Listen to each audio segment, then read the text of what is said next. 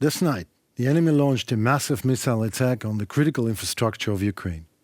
Afternoon, this is Henry Keane on UATV explaining hard things in easy terms for you, dear world, directly from Ukraine. The Russian occupiers launched in total 81 missiles from various bases, 28 launches of Kh-101 and 555 air-based cruise missiles, 20 launches of Caliber sea-based cruise missiles, 6 launches of Kh-22 air-based cruise missiles, 6 launches of Kh-47 Dagger air-based cruise missiles, 8 launches of guided air missile, 2 Kh-31P, 6 Kh-59, 13 launches of S-300 anti-aircraft guided missiles. In addition, 8 launches of Shahed-8X UAVs were carried out. The forces and means of the Air Force of Ukraine, in cooperation with the units of other components of the Defense Forces of Ukraine, destroyed 34 cruise missiles from 48 launched, as well as 4 Shahed drones. Also, as a result of organized countermeasures, 8 Kh-31P and Kh-59 guided air missiles did not reach their targets.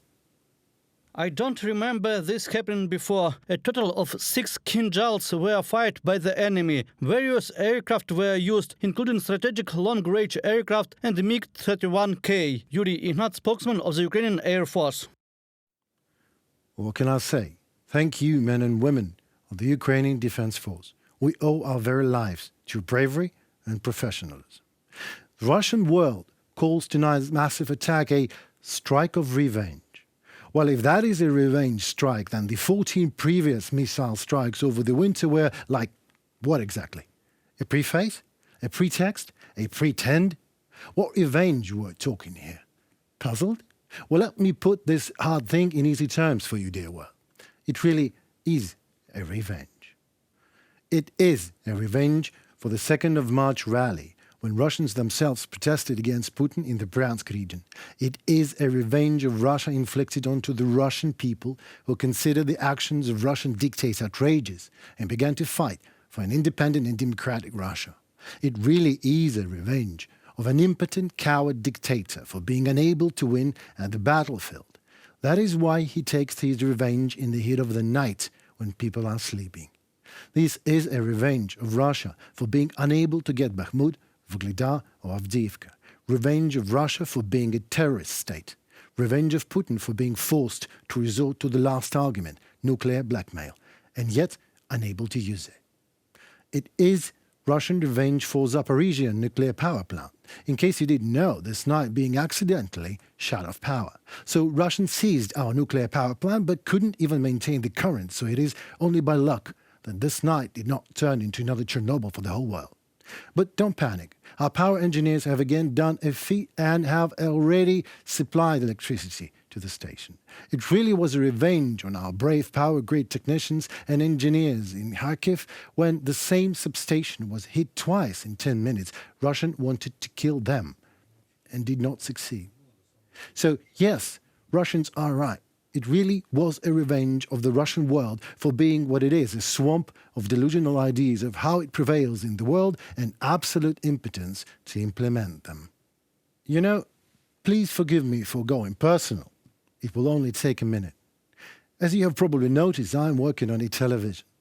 This channel is a 100% owned Ukrainian state channel. No oligarch pocket media to voice their current business narratives, no. I came from Europe a year ago as a volunteer and a war correspondent, and I stayed. With my European passport, I consider myself Ukrainian at my heart, at my spirit, and I'm in love with a Ukrainian girl, strikingly beautiful, of course. She's from Lviv, where 5 people died tonight, murdered by Russian missiles. But this is my choice to stay here in Ukraine. This is what I do, and I'm not at any greater risk than any civilian Ukrainian these days who walks the streets of Kyiv, Lviv, Odessa, Kharkiv, Kherson, or other our cities. We all know, à la guerre comme à la guerre, we are at war. My mother, my brother, and the rest of my family live in Europe, in different countries. They texted me this morning like, how am I? Am I alive? Like, if I'm not, I'm going to text them back, sorry guys, it looks like I'm dead. But why am I telling you all this? I used to have best friends, a bunch of them in Europe, who were all pro-Russians. Well, different nationalities, but all completely Russian-minded, so to say. They, as all the Russian minds, always, wherever they happen to live in the world, consider themselves the most just, the most hospitable, the most sensitive, the most God-fearing and righteous nations in the world. And paradoxically, the most offended in the same very world. For it is you, dear world, that is offending the Russians, since you, for some strange reason, did not allow Russia's world to devour Ukraine. Russian world is now pissed off because the free world dared to stand shoulder to shoulder with us, my country, Ukraine. Russian publics of famous Russians, actors and politicians were choking in Russian happiness and Russian joy when Russian soldiers shot the unarmed Ukrainian captive Timofey Shadura. And in a whole year of war, no one of my Russian-minded ex-best friends haven't texted me a single "how are you?" Not a fucking one. Although, no, you know what? My bad. A friend of my ex-wife, when she found out that I was leaving for Ukraine as a war correspondent, sent me a text message on a Facebook. I hope you die soon. The components of the Russian world, which Russians claim to consist entirely of famous Russian hospitality and Russian love, are clearly visible today in Ukraine. That is Russian meanness, Russian brutal cruelty, Russian lies, Russian murder, and Russian violence shaped in 81 Russian missile launch upon sleeping Ukrainian cities this very night. So, my Russian-minded ex-friends sitting in Europe and cheering Putin's criminal war against Ukraine, I know you are watching me online from time to time. So please, keep not texting me. Just brace the fact. It just doesn't matter whether I am alive or not. You are all dead to me. China's position on Russia's war against Ukraine has not been clearly voiced until a year from the start of full-scale attack. Ukraine welcomes the fact that China's comprehensive position on the political settlement of Russia's war against Ukraine has been formulated in detail and finally made public. You can't be that big in this small world and be constantly maneuvering between the obvious necessity to choose a side, because otherwise the side will choose you, which almost happened when information on possible drone trade with Russia and China has been disseminated. Early in February 23, 2023, the UN General Assembly adopted a resolution on achieving a comprehensive, just and sustainable peace in Ukraine, which was based on the logic of President Zelensky's peace formula. The document was supported by an overwhelming majority of the world's nations, including the vast majority of Latin American, African and Asian nations. China, however, abstained. The implementation of Ukraine's peace formula is an absolute priority of Ukrainian foreign policy. It is crucial that foreign parties' peace proposals align with the logic of Ukraine's peace formula and the United Nations General Assembly's resolution, because the peace formula is the simplest chemistry of peace. Worth to remind it again. Number 1. Radiation and nuclear safety, focusing on restoring security around Europe's largest nuclear power plant, Zaporizhia, in Ukraine, which is still Russian-occupied. Number 2, food security, including protecting and ensuring Ukraine's grain exports to the world's poorest nations. Number 3, energy security, with a focus on price restrictions on Russian energy resources, as well as aiding Ukraine with restoring its power infrastructure, half of which has been damaged by Russian attacks. Number 4, release of all prisoners and deportees, including war prisoners and children deported to Russia. Number 5, restoring Ukraine's territorial integrity and Russia reaffirming it according to UN Charter, which Zelensky said is not up to negotiations. Number 6, withdrawal of Russian troops and the cessation of hostilities, the restoration of Ukraine's state borders with Russia. 7, justice, including the establishment of a special tribunal to prosecute Russian war crimes. 8, the prevention of ecocide and the protection of the environment, with a focus on demining and restoring water treatment facilities. Number 9, prevention of an escalation of conflict and building security architecture in Euro-Atlantic space, including guarantees for Ukraine. Number 10, confirmation of the war's end, including documents signed by the involved parties. And now we see that certain points in these Chinese documents align with the above-mentioned plan. Here they are. respect for sovereignty and territorial integrity, ensuring nuclear security, the exchange of prisoners of war, compliance with international humanitarian law, the unimpeded operation of the Black Sea Grain Initiative, and post-war reconstruction. Still, Russia's war is referred to as a Ukrainian crisis in the position. I wonder, what if next Zelensky's letter to Xi Jinping will start with the wording, "Dear Mr. Xi Jinping, hope you already managed your Taiwan crisis and finally gave them their freedom and compliance with their point of view on international laws and sovereignty." Russia carried out an aggression against Ukraine, flagrantly violating the UN Charter, as evidenced by official UN documents, and by Bucha, and by Borodyanka, and by tens of thousands deaths in our homeland, and by this very morning 81 missiles launched. And as so, Ukraine's position is clear. The path to peace must begin with the complete withdrawal of Russian troops beyond Ukraine's internationally recognized borders. Full stop. The international community must make every effort to stop Russia's aggression as long as it continues.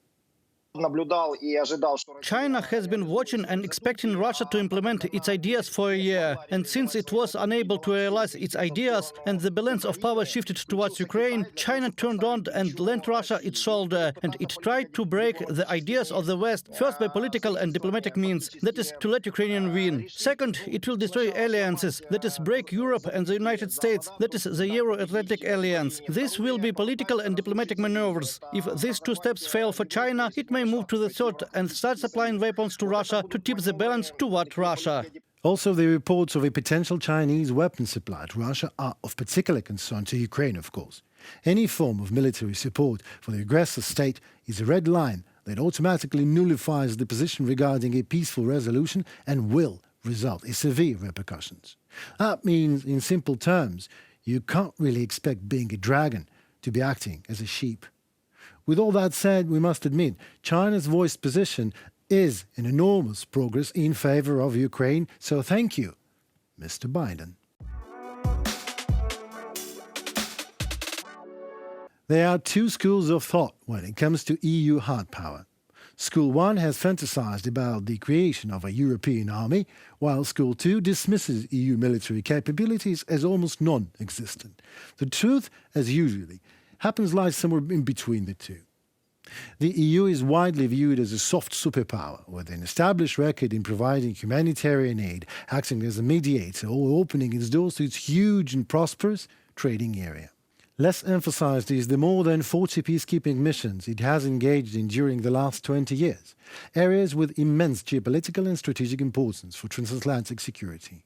That was all good back then, before 24th of February 2022. Russia's war against Ukraine has forced leaders of the European Union to confront a very uncomfortable reality. Europeans have neglected their own security for far too long. Europe has for decades been content to be a soft power superpower, focusing on peacekeeping, democracy and prosperity within the Union, like as it is given and never to be taken from Europe. But it has been, twice. 2 world wars, remember? Same attitude? It has been all too comfortable delegating Europe's security concerns to the United States, which today provides military cover through its NATO commitment. It's not like nothing is done, no. For example, for military purposes, the 2021 European Peace Facility now is a refurbished version of the Athenian financing mechanism and allows member states greater room for the financing of military operations as well as security assistance and cooperation. EPF was used to provide almost $4 billion to Ukraine in military equipment and ammunition, as well as training through the European Military Assistance Mission Ukraine. The EU is slowly entering the chat of international security providers, although its balance on the Union's power, identity and role in defending itself, both in Brussels and externally, still remains unclear. And yet, stepping back to examine the whole picture, EU defense looks to be in significantly better shape than a decade ago, even that US focus is shifting to Asia and the Indo-Pacific. In 2022, the EU launched a military training mission for Ukraine, renewed the mandate of almost all its existing military missions. And yet again, there is a very long way to go. Accordingly, the next few years will be decisive in deciding how the EUF defines itself in terms of security, especially if the war in Ukraine becomes a protracted conflict amounting to a direct threat at its doorstep. In March, for instance, the EU announced that was authorizing the creation of a 5,000-person rapid deployment force, independent of NATO, a move in the works well before the Ukraine conflict, but in discussing that development, the EU High Representative for Foreign Affairs, Josep Borrell, was quick to rule out any bolder moves. We do not want to create a European army, he said. It is not about creating a European army. But maybe the gravity of the situation in Eastern Europe makes it clearer than ever that it is precisely what should happen. Maybe establishing an EU military would not only provide important protection from aggression of the sort on display in Ukraine, it would also be a logical next step in European integration. Maybe, or maybe not. One thing is quite clear today. It is the war in Ukraine that ensured the European Union's sudden birth as a serious military player. Germany has announced that it will dramatically increase its defense spending and is sending its newest tanks and other equipment to Ukraine, a previously unthinkable development. So did Poland, France, Italy, Baltic states and all of the European Union, heretofore mostly known as an outfit that voices concerns about military aggression but does nothing. Today, European Union literally is acting. A lot is changing, for the better, for more strength, for more power, for more unity, freedom and cooperation that will allow the United Nations to strike when it is needed to show his place to any outdated dictator who might be thinking of the damned laurels of Adolf Hitler. This was Henry Keane and UATV team explaining how things in easy terms for you, dear world, directly from Ukraine. Stay safe and tune for more.